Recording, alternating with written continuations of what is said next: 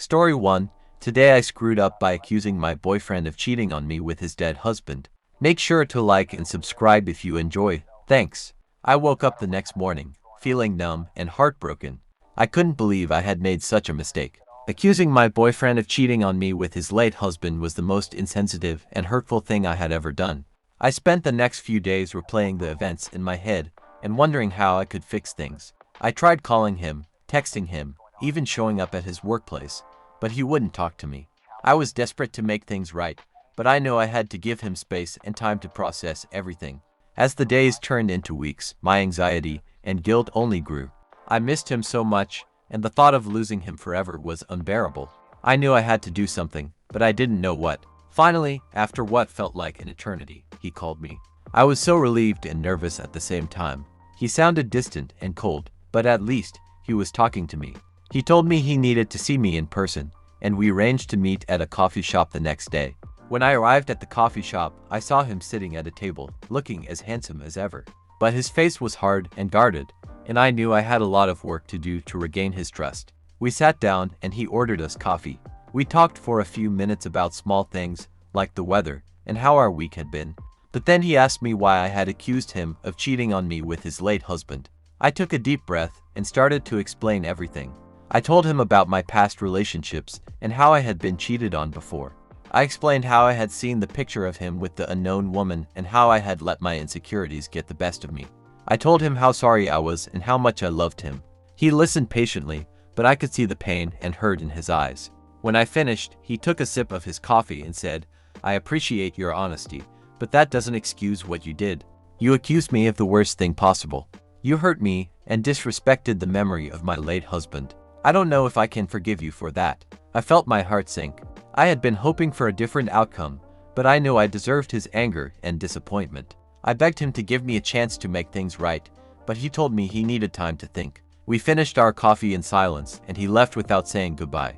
I sat there for a few minutes, feeling lost and alone. I didn't know what the future held for us, but I knew I had to try to fix things. Over the next few days, I sent him flowers and letters, trying to express my love and remorse. I went to therapy to work on my insecurities and trust issues. I tried to be patient and give him the space he needed. Finally, after 2 weeks of waiting, he called me again. This time, his voice was softer and warmer. He told me he had thought a lot about what had happened and that he could see how much I loved him. He said he was willing to try to work things out, but that we would have to take things slow.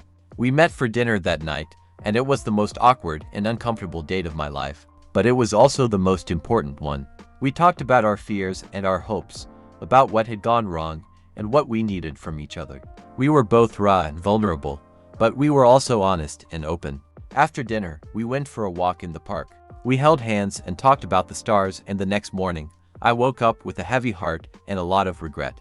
I couldn't believe I had made such a big mistake. My boyfriend, the man I loved so much, was going through so much pain, and I had only added to it. I knew I needed to apologize, but I didn't want to push him away even further. Over the next few days, I sent him messages and tried calling him, but he didn't answer. I even went to his apartment, but he wouldn't let me in. I felt helpless and hopeless and didn't know what to do. All I could do was hope and pray that he would eventually forgive me.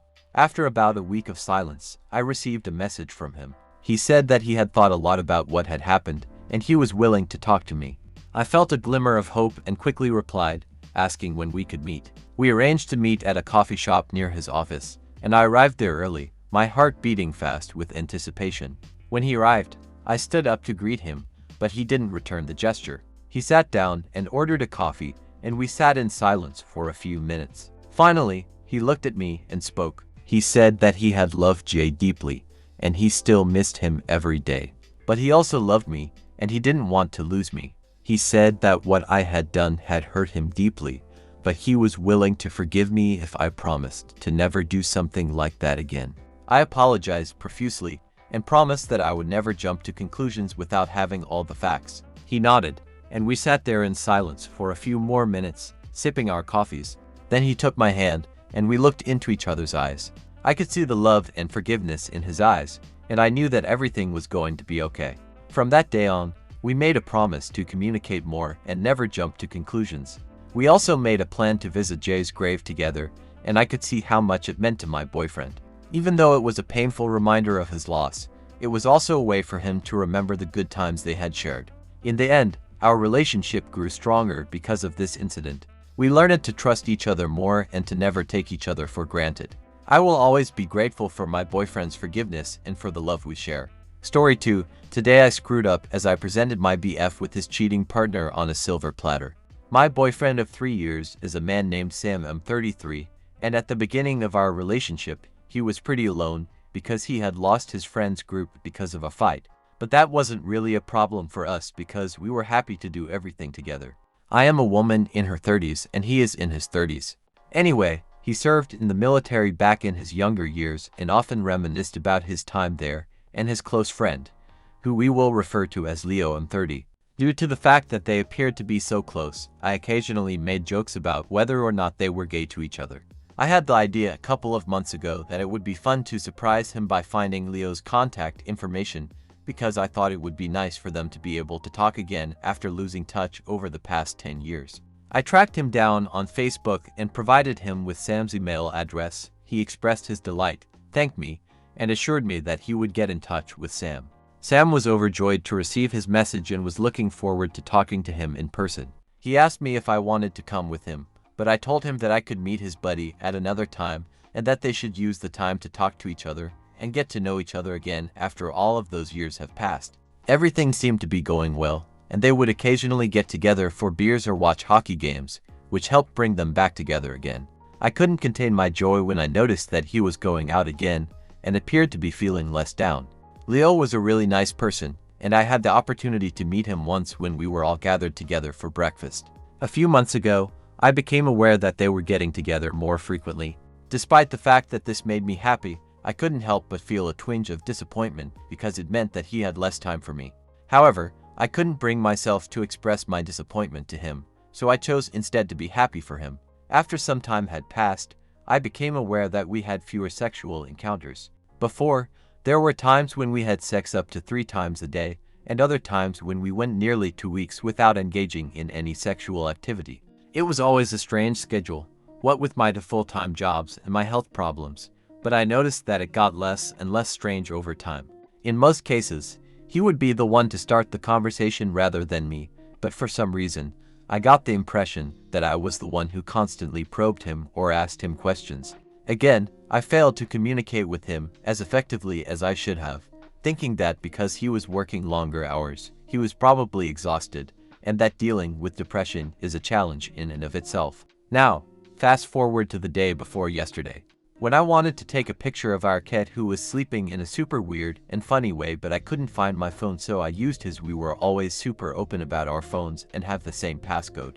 While using his phone, I saw a text pop up with kiss emotes, and my curiosity got the best of me, so I opened it. When I opened it, it was Leo telling Sam that he had missed him and that he was looking forward to the weekend when they would see each other again. He also told him that he had a mischievous surprise for him. I was shaken up and scrolled further up, and what I feared turned out to be true. It appears that they have been having sexual relations with each other behind my back for at least a month, if not longer. After he went back downstairs, I replaced his phone in the same spot it had been before and didn't say a word. I could not believe it. I went to bed early and told him I was suffering from a migraine. He is aware that in these situations, I require complete silence and darkness, so he went to the living room to watch a movie while wearing headphones. I cried and cried and cried, but inside I was boiling with rage. I was the one who reintroduced this person into his life. In essence, I served him up to him on a silver platter. On the other hand, if it hadn't been Leo, nobody would know whether Sam was having sexual relations with anyone else. Has he done it in the past?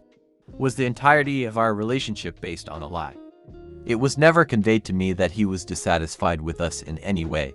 Our sexual encounter was fantastic. I had the strong desire to wed this man and have his children. I have a terrible feeling in my stomach. Even though we haven't had much of a conversation today, I'm confident I can still blame it on my migraine. Where do I even begin when it comes to talking about this?